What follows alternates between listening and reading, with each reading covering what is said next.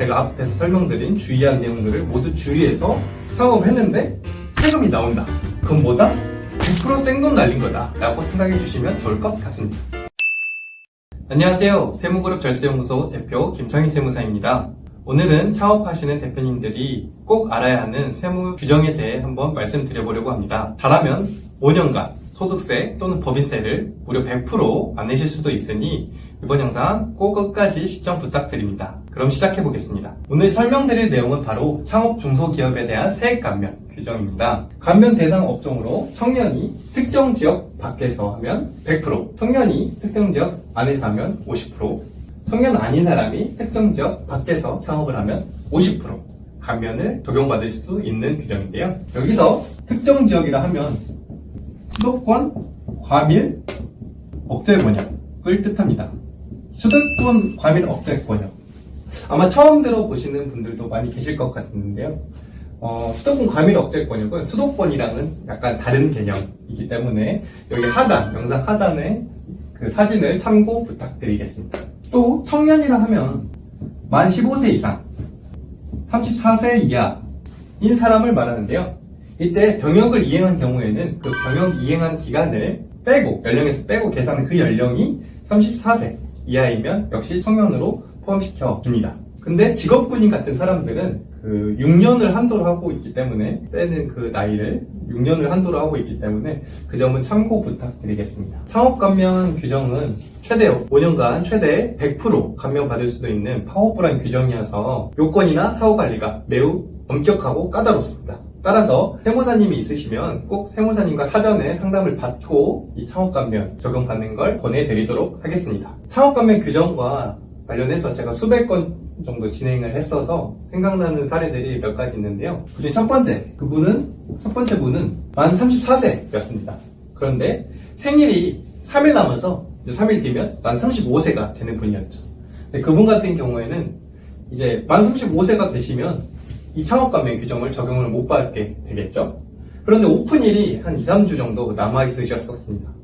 그래서 제가 오픈일은 비록 2, 3주 남았지만 지금 생일이 지나기 전에 빨리 사업자 등록을 먼저 내자라고 말씀을 드렸습니다. 그래서 그날 바로 홈택스로 사업자 등록을 내고 세무서에 가서 사업자 등록증을 가져와서 그분 같은 경우는 이 창업감면 규정을 적용받으실 수가 있었죠. 이분은 세액 감면 받은 걸 그때 토탈하면 약 2천만 원 정도 되셨었는데요.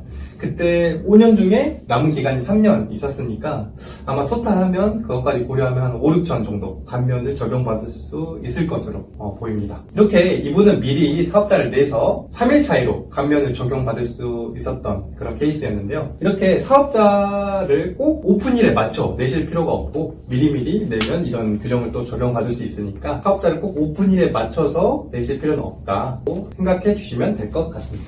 그 다음 두 번째 사례, 제조업을 하시다가 통신판매업으로 이제 업종 추가까지 해서 새로 통신판매업을 하시려고 했던 분이 계셨습니다. 제조업 같은 경우에는 창업 중소기업 세액 감면 대상 업종, 감면 대상 업종이고, 통신판매업도 마찬가지로 18년 5월 29일 이후 창업분에 대해서는 그때 법이 개정되면서 이 창업감면 규정을 적용받을 수 있게 된 그런 업종인데요. 이분은 제조업에 통신판매업 업종 추가를 하셔가지고 이 사업을 영위한 케이스입니다. 그런데 세법에서는 이 경우에 통신판매업이 아까 감면 대상 업종이라고 말씀드렸죠. 그렇지만 이 경우에는 이 통신판매업으로 벌어들인 소득에 대해서는 감면 혜택을 적용받을 수가 없습니다. 왜냐하면 세법에서는 통신판매업을 할 거면 따로 사업자를 따로 내야지, 별도로 사업자 등록증을 따로 내야지 별도로 이 제조업 사업자 등록증에 업종 추가를 했으면 너는 최초 창업한 사람이 아니다, 그냥 원래 있던데 업종 추가에 불과하다, 이런 입장을 견지하고 있어서 이분 같은 경우에는 통판업으로 세제 혜택을 받으실 수 없다. 참 아쉽죠. 그렇지만 이 창업감면 규정은 조세특례제한법이라는 이제 법에 규정이 되어 있는 감면 규정인데요. 그 조세특례제한법은 기본적으로 원래 내야 할 세금에서 너가 일정 요건을 충족하면 원래 내야 될 세금인데 감면 혜택을 부여하겠다, 이런 좀 시혜적인 규정이라서 이제 납세자분이 이런 거를 이제 불복을 하더라도 이기기는 사실 쉽지 않다.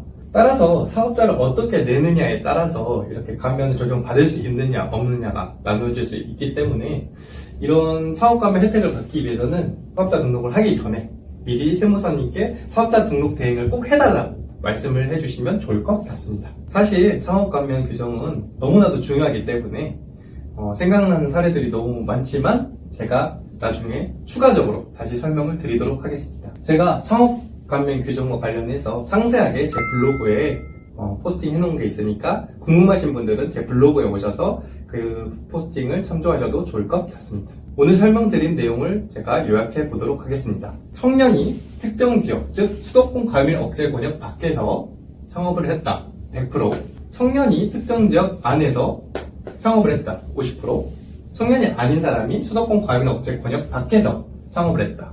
50%. 감면을 적용받을 수 있다. 이때 청년은 만 15세 이상 34세 이하인 사람을 말하는데 병역을 이행한 경우에는 그 병역을 이행한 기간을 빼고 계산한 연령이 34세 이하인 경우에도 청년에 포함된다. 이러한 요건들을 다 충족을 해서 예를 들면 청년이 수도권 과밀 억제 권역 밖에서 창업을 했고 제가 앞에서 설명드린 주의한 내용들을 모두 주의해서 창업을 했는데 세금이 나온다. 그건 뭐다? 100% 생돈 날린 거다 라고 생각해 주시면 좋을 것 같습니다.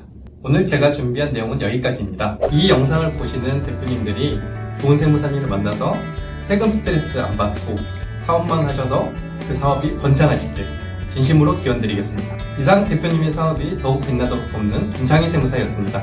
다음에는 더 좋은 영상으로 찾아뵙도록 하겠습니다. 감사합니다.